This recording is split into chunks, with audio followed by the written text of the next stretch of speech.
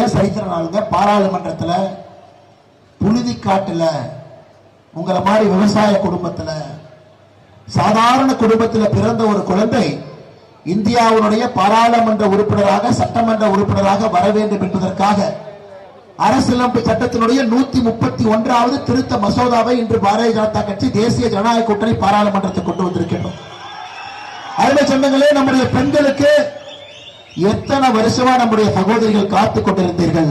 33% இடஒதுக்கீட்டு உங்களுக்கு கொடுக்க வேண்டும் என்பதற்காக மோடி ஐயா அந்த சட்டத்தை இன்று கொண்டு வந்திருக்கிறார். நாளைக்கு சாயந்தரம் 17ஆம் தேதி சாயந்தரம் 4 மணிக்கு பார்லிமெண்ட்ல ஓட்டு போடணும். நாளை சாயந்தரம் 4 மணிக்கு ஓட்டு போடணும். 4:05க்கு இந்தியாவுடைய அரசியல் சரித்திரம் வேறு மாதிரி நாம் எழுதியிருக்கின்றோம். 2029 பாராளுமன்ற தேர்தலிலிருந்து நம்முடைய தாய்மார்கள் 33% இங்கிருந்து புழுதிக்காட்டுல முதல் தலைமுறை குடும்பத்தில் பிறந்த ஒரு சகோதரி நம்முடைய பாராளுமன்ற உறுப்பினராக 2029க்கு பிறகு வரக்கூடிய சட்டமன்ற தேர்தலில் நம்முடைய சட்டமன்ற உறுப்பினராக செல்ல இருக்கின்றார். ஐயா, காலையில் நம்ம மு க ஸ்டாலின் ஐயா ஒரு கருப்பு சட்டையை போட்டுக்கிட்டார். அந்த மசோதாவை எடுத்து கொளுத்திக்கிட்டு இருந்தார். அதையும் பக்கத்தில் 4 பேர் கொளுத்திக்கிட்டு இருந்தார். நான் கேட்டேன், எதுக்கு ஐயா கொளுத்துறீங்கன்னு? தமிழ்நாட்டுக்கு அநியாயம் பண்ணிட்டாங்க. நான் கேட்டேன், என்னங்க ஐயா அநியாயம் பண்ணாங்க? தமிழ்நாட்டுக்கு எம்பி சீட்டை குறைக்க போறாங்க. ஐயா முதலமைச்சரை பொறுத்தவரை 3 முறை கீ கொடுக்கணும் ஒரு நாளைக்கு அந்த பொம்மைக்கு. ஐயா, காலையில 6 மணிக்கு கீ கொடுத்தீங்கன்னா 9 வரைக்கும் அந்த பொம்மை பேசும். என்ன பேசும்னா ஹிந்தி ஹிந்தி ஹிந்தி. மத்தியானம் 12 மணிக்கு கீ கொடுத்துட்டீங்கன்னா ஒரு 5 மணி வரைக்கும் பேசும் டெல்லி டெல்லி டெல்லி. சாயந்தரம் 9 மணிக்கு கீ கொடுத்தீங்கன்னா தமிழ்நாட்டுக்கு எதிரான ஆட்சி, தமிழ்நாட்டுக்கு எதிரான ஆட்சி, தமிழ்நாடு எதிரான ஆட்சி. அப்புறம் அந்த பொம்மை தூங்கிரும். காலையில 6 மணிக்கு மறுபடியும் கீ கொடுத்தீங்கன்னா டெல்லி டெல்லி டெல்லி. இன்னைக்கு நம்முடைய முதலமைச்சருக்கு யாரோ சொல்லிக் கொடுத்து விட்டார்கள், தமிழ்நாட்டில் எம்பியை குறைக்க போறாங்க. எப்படி எம்பியை குறைப்பாங்க? அருமை சொந்தங்களே, ஒரு மாநிலத்துக்கும் இருக்கக்கூடிய பாராளுமன்ற உறுப்பினரை 50% அதிகப்படுத்துகின்றார்கள் பாரத பிரதமர் நரேந்திர மோடி.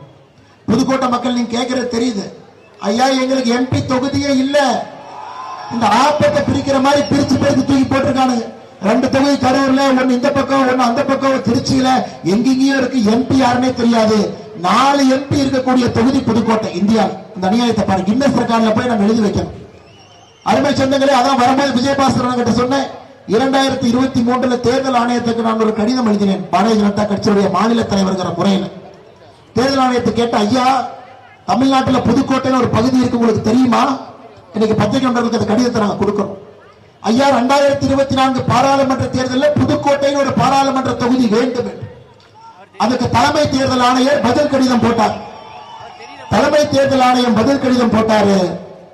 அடுத்து தொகுதி வரைமுறை எப்ப நடக்கிறதோ அன்னைக்கு புதுக்கோட்டை தொகுதி உருவாக்கப்படும் என்று. அருமை சொந்தங்களே, இன்னைக்கு புதுக்கோட்டை மக்களுக்கு டபுள் போனஸ்.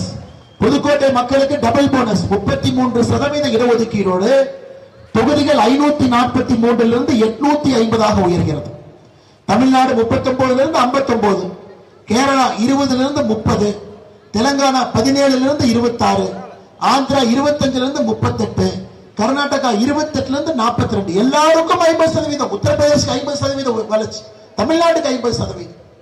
அப்படி இருக்கும் பொழுது யாருக்கு எதிராக இந்த மசோதாவை கொண்டு வந்திருக்கின்றோம்? யாருக்கு எதிராக கொண்டு வரல, எல்லோருக்கும் சமமாக கொண்டு வந்திருக்கின்றோம்.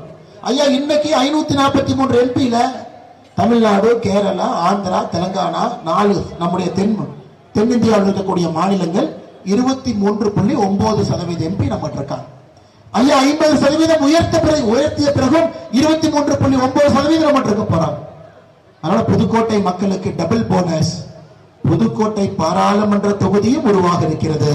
33% இடஒதுக்கீடு கூட நம்முடைய சகோதரிகளுக்கு, தாய்மார்களுக்கு உருவாக இருக்கிறது. அருமை சொந்தங்கள், அம்மா நாளைக்கு நீங்க நல்லா பாருங்க.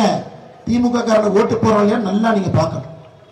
திமுக காரன் நாளைக்கு 4 மணிக்கு பாராளுமன்றத்தில் 17ஆம் தேதி ஓட்டு போடலினா பெண்களுக்கு எதிரான ஒரு கட்சி திமுக என்று நீங்கள் சொல்ல.